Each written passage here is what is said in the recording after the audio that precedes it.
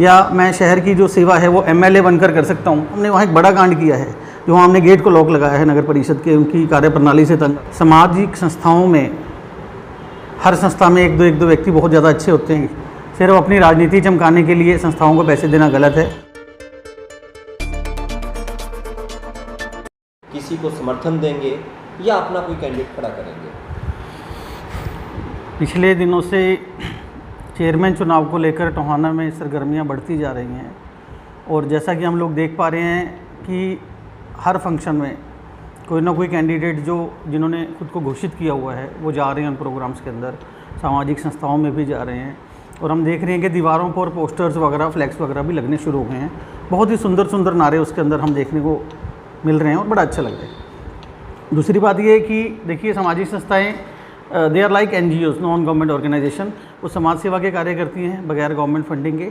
और वो एक लोगों का ग्रुप होता है, उसमें 10, 20, 50, 100, 200, 500 लोग हो सकते हैं। तो किसी भी व्यक्ति के लिए, चाहे उसने चेयरमैन चुनाव लड़ना है या उसने विधायक का चुनाव लड़ना है या MP का चुनाव लड़ना है, उसके लिए पॉसिबल नहीं है वो एक एक व्यक्ति से, एक एक गली में, एक एक घर पे जाके डायरेक्टली मिले। तो स्टार्टिंग में कि बहुत ही एक अच्छी और ईजी स्ट्रेटजी रहती है कि सामाजिक संस्थाओं से मिला जाए, उनके थ्रू जो उनके कई सौ मेंबर हैं उन तक पहुंच बनाई जाए और धीरे धीरे करके अपना एक बेस बनाया जाए। इलेक्शन के टाइम पर जब उम्मीदवार जो नए चेहरे आते हैं, नए चेहरे किसी भी सामाजिक संस्था के प्रोग्राम में जा करके वहाँ पर डोनेशन देते हैं, तो इस डोनेशन को आप किस तरीके से देखते हैं? मेरे भी सुनने में आई ये बात है बहुत जगह से, और कई लोगों की मैंने राय सुनी है, और हर व्यक्ति की लगभग अलग अलग राय थी। बहुत सारे लोग इसके पक्ष में थे और बहुत सारे लोग इसके विपक्ष में थे। कई लोग ये कह रहे थे कि सिर्फ इलेक्शन के टाइम ही सिर्फ अपनी राजनीति चमकाने के लिए संस्थाओं को पैसे देना गलत है, कुछ कह रहे थे सही है।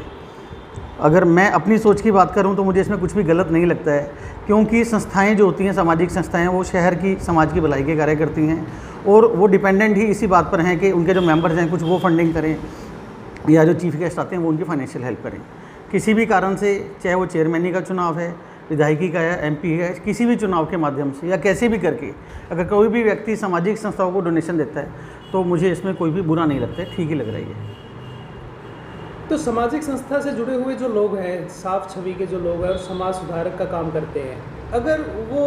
इलेक्शन के टाइम पर अपना चेहरा लेकर के आते हैं या अपना उम्मीदवार खड़ा करते हैं, तो राजनीति में आने के बाद उनके पास डबल पावर हो जाती है और अच्छे से समाज सेवा कर सकते हैं। तो आपको क्या लगता है कि राजनीति में आने से परहेज करना चाहिए समाज सेवी को या आना चाहिए? बिल्कुल भी नहीं परहेज करना चाहिए जी।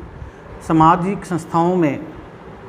हर संस्था में एक दो व्यक्ति बहुत ज़्यादा अच्छे होते हैं, जिनके अंदर जुनून होता है समाज सेवा का भी। तो अवश्य अगर सामाजिक संस्थाओं के पास ऐसा कोई कॉमन कैंडिडेट हो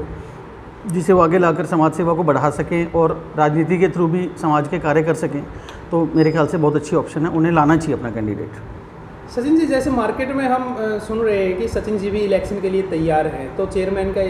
इलेक्शन के लिए आप कुछ सोच रहे हैं? सर ऐसे है, देखिए, मेरा जो नेचर है वो हमेशा जनता की भलाई का ही रहा है,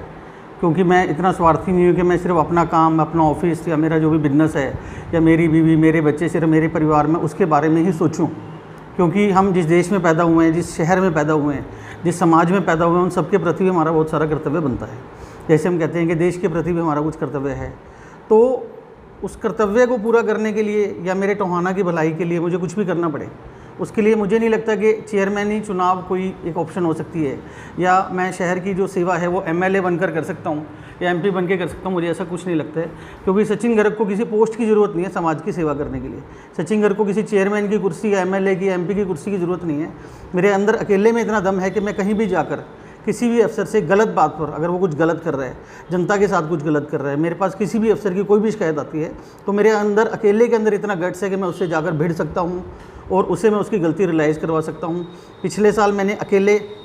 जनता की बिजली संबंधित समस्याओं को सुनकर एक बहुत बड़ा मैंने अभियान छेड़ा था, और उसके बाद काफ़ी अच्छे पॉजिटिव चेंजेस आए हैं हरियाणा के अपने बिजली बोर्ड के टोहाना दफ्तर में। इस साल पिछले 1 महीने से जब से मुझे नगर परिषद की असंख्य शिकायतों का पता चला है, मैंने वहाँ खुद जाकर लोगों की बातें सुनी है, वीडियो बनाई हैं, मुख्यमंत्री कार्यालय तक वो पहुँचाने का काम किया है, मीडिया के पहुँचाने का काम किया है। और इस मंगलवार को जो हमने वहाँ एक बड़ा कांड किया है, जो वहाँ हमने गेट को लॉक लगाया है नगर परिषद के, उनकी कार्यप्रणाली से तंग आकर वहाँ कई सौ लोग मेरे साथ इकट्ठे हो गए थे, वहाँ हमने सड़क जाम की है। उसके बाद 2-3 दिन में उन्होंने बहुत तेज़ी से फाइलें निकाली हैं, और हमारे इस बड़े आंदोलन के बाद कल विधायक जी ने भी हमारी कल सारी टीम को बुलाया, प्रॉपर्टी डीलर एसोसिएशन को, हमारे सामने